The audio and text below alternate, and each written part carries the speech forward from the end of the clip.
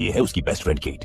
उसी ने इस ट्रिप को अरेंज किया है। मतलब बेथ को फ्लाइट से यहाँ बुलाने से लेकर आगे जितने खर्चे होने वाले हैं सब उसी के ऊपर है। इसके लिए बेथ उसकी आभारी थी और इस ट्रिप को अरेंज करने के लिए छोटा सा गिफ्ट भी लेकर आई थी, जो कि महंगा तो नहीं था, फिर भी केट को पसंद आया। वैसे इस गिफ्ट का असली हकदार तो उसका पति जेई है, जिसके क्रेडिट कार्ड पर वे इस ट्रिप को एंजॉय करने वाली है। ये है बेथ का पति रॉब। उनकी 1 साल की एक बेटी भी है, जिसे रॉब के हवाले कर वो ट्रिप पर आ तो चुकी थी, पर उसके बिना उसका मन नहीं लग रहा था। हालांकि रॉब उसका अच्छे से ख्याल रख रहा था और चाहता था कि बेथ बेफिक्र होकर ट्रिप को एंजॉय करे। आज रात केट ने रेस्टोरेंट में टेबल बुक किया है। बेथ के तैयार होते ही वे दोनों रंग जमाने निकल पड़ी। ये है इस मोटल का ओनर सेबास्टियन। जाते जाते केट उससे बेथ की जान पहचान कराती गई। रेस्टोरेंट पहुंचकर केट ने यहाँ के मेनू से सबसे महंगा सैम्पियन ऑर्डर किया। बेशक जेई से उसका डिवोर्स होने वाला था, पर जब तक उसे पता न चले उसके क्रेडिट कार्ड पर वो मजे तो कर ही सकती थी। यही कुछ हाल बेथ और रॉब के भी रिश्ते का था। उनके बीच चीजें सही नहीं चल रही थी। हो सकता है जल्द ही उनके भी डिवोर्स की खबर मिले। मतलब दोनों की लाइफ की वॉट लगी पड़ी थी। खैर, जो होगा देखा जाएगा। सारे दुखों को दरकिनार कर वे हचक के खाए पिए जब पे करने की बारी आई तो पता चला कि कार्ड डिक्लाइन हो चुका था। बिल देखकर बेथ के होश उड़ गए। वही हाल केट का भी हुआ। इसके चलते वो जेई पर भड़क उठी, पर कैसे ना कैसे करके बिल पे तो करना ही था। आधे पैसे बेथ भी देने को तैयार हुई, लेकिन केट ने ये कहते हुए मना कर दिया कि तुम अगले जगह पे कर देना। हालांकि बेथ का इतने से ही मन उब चुका था, वो वापस मोटल जाने की जिद करने लगी।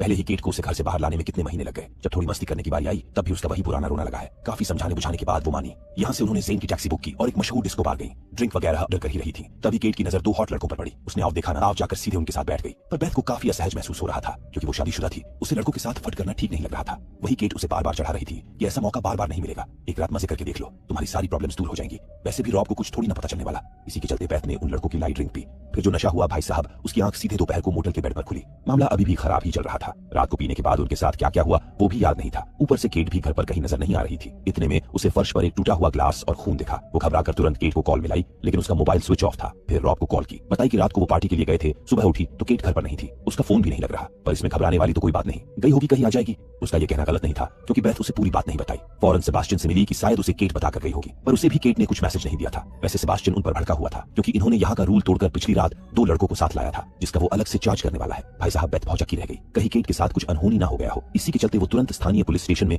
केट की गुमशुदगी की रिपोर्ट दर्ज करवाने पहुंची। उन लड़कों से मिलने से लेकर उनके घर आने, फर्श पर खून तक का सारा ब्यौरा पुलिस को दी। लेकिन उसे ना ही तो उन लड़कों का नाम पता था और ना ही उस बार का नाम याद आ रहा था। मतलब वो फुल नशे में धुत थी। जहां तक पुलिस को लग रहा था उनका कोई छोटा मोटा एक्सीडेंट हो गया होगा। वो किसी हॉस्पिटल वगैरह में होगी। पहले उन्हें आसपास के हॉस्पिटल चेक करना चाहिए। वैसे भी 24 घंटे पूरे होने से पहले वो गुमशुदगी का रिपोर्ट नहीं लिख सकते। अक्सर लोग 24 घंटों से पहले ही घर आ जाते हैं, इसलिए बेथ को भी इंतजार करना होगा। पर उससे इंतजार ही तो नहीं हो रहा था। उसने चट से ज़ेन को बुलाकर सारी प्रॉब्लम बताई। ज़ेन टैक्सी ड्राइवर है तो वो उस बार को पहले से ही जानता होगा। उसका अंदाजा बिल्कुल सही था। ज़ेन पिछली रात उन्हें the blue parlour bar drop किया था। वे फौरन ब्लू पार्लर गए ताकि उन 2 लड़कों के बारे में कुछ पता चल सके। जब बात सीधे तरीके से नहीं बनी तो ज़ेन सीरिया वाले अवतार में उस बारटेंडर की क्लास लेने लगा। तब जाकर उसने असल सच्चाई बताई। वो दोनों लड़के बार में नए टूरिस्ट लड़कियों के साथ अक्सर दिखा करते हैं। शायद इन लड़कियों ने उन दोनों को हायर किया था। भाई साहब, ये जान तो बेथ के पैरों तले जमीन खिसक गई। तभी तो केट उसे बार बार फ्लर्ट करने के लिए उकसा रही थी। मतलब उसकी बेस्ट फ्रेंड ही उसकी लुटिया डुबो गई। पैसे बनाने के लिए लोग पता नहीं कौन कौन से पैतरे आजमाते रहते हैं, या फिर कुछ और बात भी हो सकती है। इसलिए बेथ ने उन लड़कों का नाम भी पूछ लिया। उनका नाम था मथियो और लुका। हालांकि ये उनके सही नाम है, इसका कोई पुख्ता सबूत नहीं था।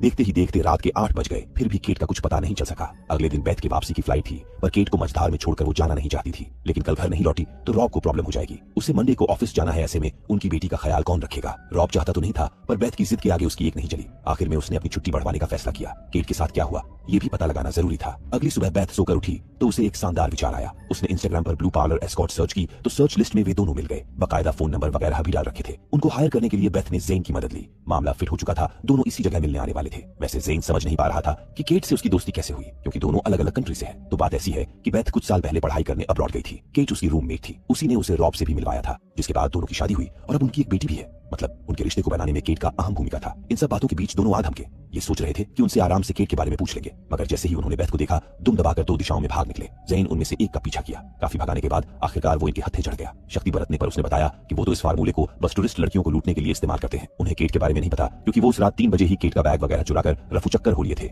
जिस शॉप पर बेचे थे वहां से उन्हें केट का मोबाइल और पर्स मिल गया। पुलिस कंप्लेन करने के लिए इतना सबूत काफी था। वही ज़ेन बिल्कुल नहीं चाहता था कि इस सब में उसका नाम आए। अगर किसी वजह से वीजा कैंसिल हुआ तो उसको प्रॉब्लम हो सकती थी। बेथ उसे भरोसा दिलाती गई कि वो पुलिस के सामने उसका नाम नहीं लेगी। फिर पुलिस वालों को उस रात का पूरा ब्यौरा दी। शायद उन लड़कों ने उन्हें ड्रिंक में मिलाकर ड्रग्स दिया था, इसलिए नशे में धुत होने के बाद उनके साथ क्या हुआ उसे कुछ याद नहीं था। क्या वे दोनों एस्कॉर्ट्स थे? इन्होंने उनको हायर किया था?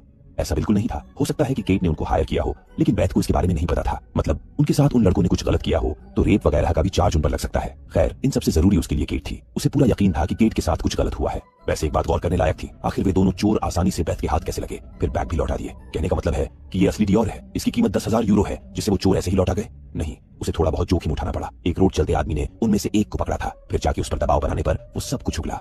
रिपोर्ट वगैरह लिखवाने के बाद बेथ को मेडिकल करवाना पड़ा। उसके साथ ज्यादती होने के कोई सबूत नहीं मिले। वहीं टॉक्सिकोलॉजी की रिपोर्ट आने में 2 दिन का वक्त लगेगा। कहीं वो जे के पास तो नहीं चली गई? लेकिन ऐसा बिल्कुल नहीं था। कोर्ट के परमिशन के बगैर वो बात तक नहीं कर सकते। मिलना तो दूर की बात थी। क्या मतलब, पिछले फ्राइडे को ही तो वो जे को क्रेडिट कार्ड के लिए फोन की थी। कौन सा क्रेडिट कार्ड? भाई साहब, जैसा वो केट को समझ रही है वैसा तो वो बिल्कुल नहीं है। उसे भला वो अपना क्रेडिट कार्ड क्यों देगा? गायब होना उसकी पुरानी आदत है। एक बार वो छोटी सी बात पर बिना कुछ बताए न्यूयॉर्क भाग गई थी। 7 दिन तक उसका कुछ पता नहीं चला। इसीलिए उसका चक्कर छोड़ बेथ को घर लौट जाना चाहिए। जे ने इतना समझा बुझाकर फोन काट दिया। हैरान परेशान वापस मोटेल लौटी तो पता चला कि आज सुबह 11 बजे का चेकआउट था। सेबास्टियन नए गेस्ट के आने की तैयारी भी शुरू कर चुका था। हालांकि बेथ को अभी और रुकना था। उसने बताया कि उसी रात से उसकी फ्रेंड गायब है। जब तक वो मिल नहीं जाती उसे कमरा चाहिए। सेबास्टियन के पास नीचे एक खाली कमरा था जिससे वो बेथ को डिस्काउंट लगाकर दे दिया। सुबह से भाग दौड़कर वो थक चुकी थी। तुरंत केट का मोबाइल चार्ज में लगाकर सो गई। पर उसने केट के मोबाइल के बारे में पुलिस को क्यों नहीं बताया? बेथ भी पुलिस से बहुत कुछ छिपा रही है। जब नींद खुली तो शाम हो चुका था। उसने केट का फोन ऑन किया लेकिन पासवर्ड के चलते खोल नहीं सकी। भूख अलग ही सता रहा था, इसलिए बाहर डिनर करने के लिए ज़ेन को बुलाई। पता चला कि रॉब बेटी को बेबीसिटर के हवाले कर यहाँ आ चुका था। दरअसल उसे बेथ की काफी चिंता हो रही थी। कब हुआ, कैसे हुआ?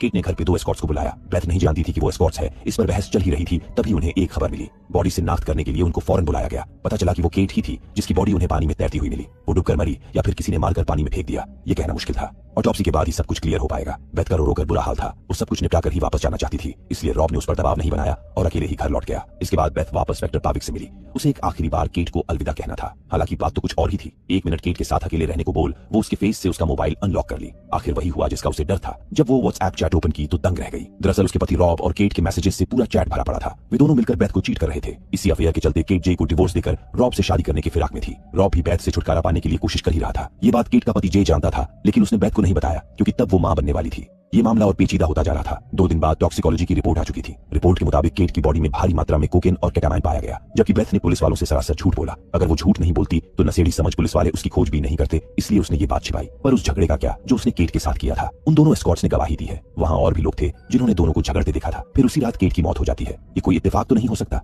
रह गई बात उन दोनों लड़कों की, तो वे उनको रात 3 बजे छोड़कर ही चले गए थे। तब केट घर पर ही थी। ये गवाही मोटर के ओनर सेबास्टियन और टैक्सी ड्राइवर ने दी है। उन्हें लग रहा था कि बेथ ने उसे मारा या फिर वो पुलिस से कुछ छिपा रही है। सचमुच वो रॉब और केट के अफेयर उनसे छिपा रही थी। जब तक ये केस सॉल्व नहीं हो जाता उसका पासपोर्ट जब्त कर लिया गया। फिलहाल के लिए इंस्पेक्टर पाविक उसे उसके मोटल छोड़ाए। फिर मोटल ओनर को कुछ हिदायत देते गए। बेथ वहीं पर थी लेकिन उनकी भाषा समझ नहीं सकी। इन सब झमेले से खाली हुई तो रॉब की क्लास लेना शुरू की। पहले तो वो छिपाने की कोशिश किया, लेकिन जब पता चला कि बेथ उनकी सारी चैट पढ़ चुकी है तब जाकर उसने अपनी गलती मानी। पर गलती मानने से भी क्या ही फायदा। अगली सुबह शक के आधार पर बेथ को गिरफ्तार कर लिया गया। दरअसल पुलिस को इस बात की खबर लग चुकी थी कि बेथ मिस्टर जकारिया के टच में है। उसी के बदौलत उन्होंने उन चोरों में से एक को पकड़ा था। बेथ ने ये बात छिपाकर आफत मोल ली थी। तो बात ऐसी है कि जकारिया एक अल्बेनियन गैंग का मेंबर है जो ह्यूमन ट्रैफिकिंग जैसे अपराध को अंजाम देते हैं। उसने केट को मारा है जिसके लिए बेथ ने उसको हायर किया है। भाई साहब, उसके तो होश ही उड़ गए। आखिर वो केट को क्यों मरवाना चाहेगी? वो तो उसकी बेस्ट फ्रेंड थी। दरअसल पुलिस वाले उसके पति रॉब और केट के अफेयर के बारे में जान चुके थे। केट उनके परिवार में आग लगा रही थी, इसीलिए बेथ ने इस घिनौने काम को अंजाम दिया। फिलहाल तो ये उनका अनुमान है, पर जल्द ही वो सब कुछ पता लगा लेंगे। पूछताछ करके उसे छोड़ दिया गया। वापस घर लौटी तो उसके कमरे में ज़ेन पहले से ही मौजूद था। वो यहाँ बेथ से मिलने आया था पर वो नहीं थी, इसलिए सेबास्टियन ने उसे यहाँ रुकने दिया। असल में पुलिस वाले केट के मर्डर केस में शक के आधार पर उसे भी पकड़ कर ले गए थे। जिस रात केट का मर्डर हुआ ज़ेन पूरी रात गाड़ी ड्राइव कर रहा था। ऐप में सब कुछ ट्रैक्स है। उसके खिलाफ कोई सबूत नहीं मिला, इसलिए छोड़ दिए। रह गई अल्बेनियन गैंग वाली बात, तो एक बार ज़ेन ने उस गैंग के सरगना के बेटे की जान बचाई थी। उन दिनों सीरिया में युद्ध के हालात थे, तब अल्बेनियन गैंग के सरगना ने वहां से निकलने में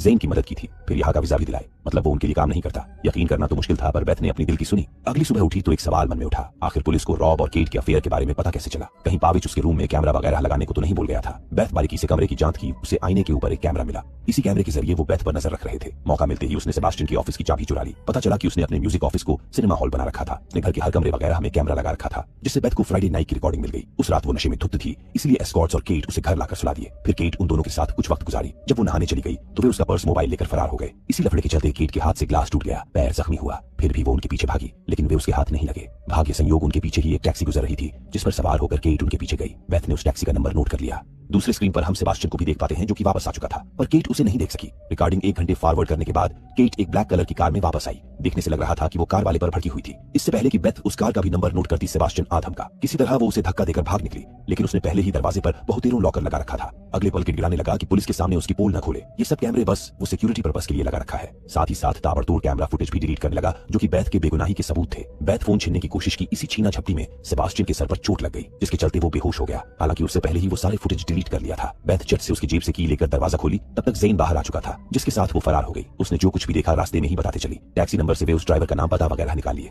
फोन करने के बाद वो ड्राइवर उनसे मिला। ज़ेन के पूछने पर उसने बताया कि फ्राइडे की रात फलाने मोटेल से वो एक लड़की को पिक किया था, जिसे पुलिस स्टेशन जाना था, तो पुलिस स्टेशन छोड़ दिया। वही बैथ केट के मर्डर की सस्पेक्ट है। ये न्यूज टीवी पर भी आम हो चुका था। एक शख्स ने बैथ को पहचान पुलिस को कॉल कर दिया था। देखते ही देखते वे आधम के। यहीं पर बैथ ने उस दूसरे कार का भी नंबर पहचान लिया और भाग निकली। पुलिस वाले उसका पीछा किए। अब जाकर बैथ को मामला छोड़ा बहुत समझ आने लगा था। उस रात केट चोरी की कंप्लेन लिखवाने गई थी, जिसके बाद इंस्पेक्टर पाविच उसे घर छोड़ने आया था। फुटेज देखने से साफ पता चल रहा था कि केट पाविच पर भड़की हुई थी। शायद पाविच को केट पसंद आ गई होगी।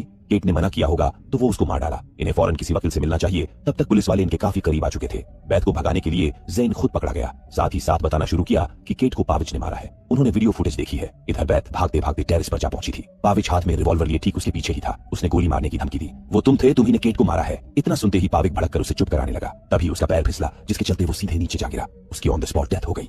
कुछ दिन के गहन इन्वेस्टिगेशन के बाद पुलिस को वहां के एक कैमरे से फुटेज मिला, जिससे साबित हुआ कि चोरी की रिपोर्ट लिखने के बाद पाविच केट को घर छोड़ने गया था। शायद उसने फ्लर्ट किया होगा, तभी केट उस पर भड़की थी, जिसके चलते पाविक ने उसे मार डाला, फिर पानी में फेंक दिया। उन स्कॉट्स के घर की भी तलाशी ली गई, जहां पर नशीले पदार्थ मिले। आखिरकार उन दोनों ने कबूला कि जो लड़कियां उनको हायर करती है वे उन्हें नशीले पदार्थ देकर उनका सामान लूटते हैं। उस रात उन्होंने बैथ और केट पर भी यही फार्मूला आजमाया था। बैथ चित्त पड़ गई, लेकिन केट पर असर नहीं हुआ, क्योंकि वो पहले से ही बहुत नशा करती थी। मतलब कुल मिलाकर देखा जाए तो बैथ बिल्कुल बेकसूर निकली। पासपोर्ट लौटाकर छोड़ दिया गया। घर लौटने से पहले वो ज़ेन से मिलती गई। एक वही था जो अजनबी होते हुए भी उसका हर कदम पर साथ दिया। शुरू से लास्ट तक उस पर भरोसा किया। ज़ेन को हर एक चीज के लिए थैंक यू बोल वो घर लौट गई। रॉब अपनी करतूत के लिए शर्मिंदा था। वो चाहता था कि पिछली सारी बातें भुलाकर वो फिर से एक हो जाए। इसके लिए उसने माफी भी मांगी। हालांकि बैथ अब उस पर इतनी जल्दी फिर से भरोसा करने वाली नहीं थी। उसे बाहर जाने के लिए कार की चाबी चाहिए थी, जो कि रॉब ने जैकेट में रखा था। जैकेट चेक की तो उसका सर घूम गया। रॉब की जेब से उस नेकलेस का एक मोती मिला, जिसे बैथ ने केट को गिफ्ट किया था। इसका मतलब वो पाविक नहीं रॉब था जिसने केट को मारा। ये बात वो फौरन पुलिस को बताई और रॉब को भी कि उसी ने केट को मारा है। यहाँ से 2 घंटे में फ्लाइट पकड़कर वहां जाना कोई मुश्किल काम नहीं। ये रहा उसका सबूत। आखिरकार असली आरोपी सामने आ ही गया। उस रात केट उनके अफेयर को लेकर झगड़ रही थी।